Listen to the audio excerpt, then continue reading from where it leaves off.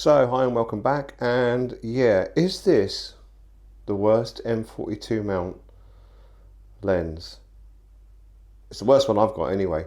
So I just wanted to show you this before I show you some photographs I took with it. I think it was not Saturday before, because the Sunday this is being filmed is the Sunday this is meant to go out. So anyway, I thought it was a 28mm and it's a 24mm lens. Now, I didn't really buy this. It come with I bought a MTL5, and it was one of the lenses that come with the MTL5, and I remember taking it out quite a while ago and with some film, and I got the most awful results, and I thought I developed them wrong or copied them wrong, so I decided to put it on my A7S, and the results were just dire.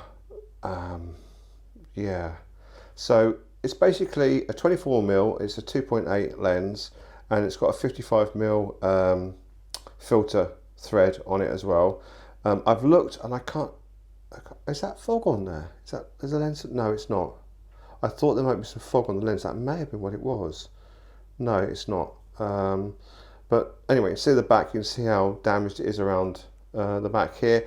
So yeah, it's not a good lens. Anyway, so it's classed, they call them automatic, and what that kind of means is when it sits on, if I show you the camera, if I show you the MTL5 that I've got here, what that means is, when it means it's automatic, it means, you can see that move at the bottom. So when I take a shot, let's wind it on, like so, you'll see that will move forward, and then that pushes that button in, and then it closes the aperture down to the aperture setting. So you're not actually closing down the aperture to look at, you're not looking at it closed down, where the actual viewfinder goes really dark. So yeah, and that's what that does. And you can see that, oh, let's do it again. You can see here, that pushes out. So, and that's what's happening. So anyway, that's what it means by automatic, and that's that little pin. You can see it closed down in there, like so. And as I say, I took this out, tried it out, and it is not a good lens. I know there are other people who do lens reviews. I'm not the best at doing lens reviews, but I know when something isn't very good. I think probably the worst thing about it is when you open it up to 2.8, it's super soft, and when you close it down, it gains some sharpness, but you have to close it down to between f8 and 11 to get any form of sharpness at all, plus the vignetting. I've never ever seen such bad vignetting ever. So when I go look at the photographs I took, and the idea was go out on a wet Saturday afternoon and take some shots with it, and you're going to see the results now. Okay, I don't want to leave you under any illusion whatsoever that this is a good lens, because this, so I did a series of photographs together. So one was 2.8, one was between 8 and 11. I was running at 400 ISO on my Sony A7S, my old camera, and this was taken at 2.8. So I'm going to zoom in, and you can just see, it is really soft. Now, you know, I said about vignetting. Look what happens when I go to the next shot. I mean, you'll see it immediately how bad the corners are. Look at that. So I'll go back once more, and don't forget, these were taken directly after each other. There's no refocusing, nothing. Just straight changing between the apertures, and the camera was taking care of the actual everything else other than the aperture. So the shutter speed was, and the ISO was preset, so all that was changing effectively was the shutter speed. Okay, so I just wanted to show you that and go through a few of the other shots that I've got here. So if I just skip through them, there's one I wanted to find. Let me just see if I can find. If I close, okay, so here's the photograph I want to show you. We are now in September. Okay, this Christmas decoration has been up all year round. They haven't taken it down. I don't know if it's a council one or anything else, but there's actually a book made in the early 2000s, late 90s, early 2000s, called Crap Towns, and there's a book called Crap Towns 2, and Bedford featured in Crap Towns 2. So that says it all, doesn't it? Okay, so I'll take you through some of these, and you'll be able to tell straight away if they're 2.8 or if they're between 8 and 11 or f11, because there's a remarkable difference between the two of them. You also get with the light, with the highlights, with when it's bright, like a bright background, you get flaring as well. So you'll see that as well. That's actually worse, obviously, when it's wide open at f2.8. But I was wanting to get a shot in front of Wilkinson's because they're not going to be lasting much longer, are they? So I want to get a shot at the front of that. And one of my things I'm going to plan to do is I'd like to go around the centre of the town and photograph all the frontages of the shops and do it every few years.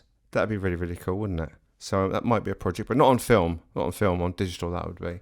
So I just go across one. And I think what happened was I didn't do this thing where I do one at one and one at the other. I was trying to get a shot of the front of Wilkinson's. But I'm just concerned. I may have some. I'm not sure. I may have some fog on the lens. I'm not sure. But when you see the other shots later on, they look absolutely fine. And yeah. So and this is one of Oxfam, and right. So I just wanted to just go around the town. You can see how grim it was and get some shots. But there's I think I took more of a comparison photographs. There's the one we've just seen. And I wanted to get some shots, and the aperture's really, really close down here. That's down at f11. I wanted to get like see if I can get a drop off. And I think you see it in one of the other ones, like here, where it drops off here, and then you see it focus and then drop out again. Again, that must have been wide open. And there's the two shots of the tombstones. And again, yeah, one of the things I find with these older lenses, and when you put them on a new camera, they're really difficult to focus, and the A7S won't give you focus assist where my A7 III will, even with a lens that's not like compatible, but that's the difference. So I was struggling to get focus. So the idea was most of the shots were taken at infinite distance to give you that perspective of how much softer a 2.8 is, I mean, and the vignetting is, to one that's down at f8 and 11 or 11. And there you go, look at the difference. Again, this one was taken. So I'm actually working at infinite distance, and then you can see, look at the huge difference between those two. So that's at 2.8.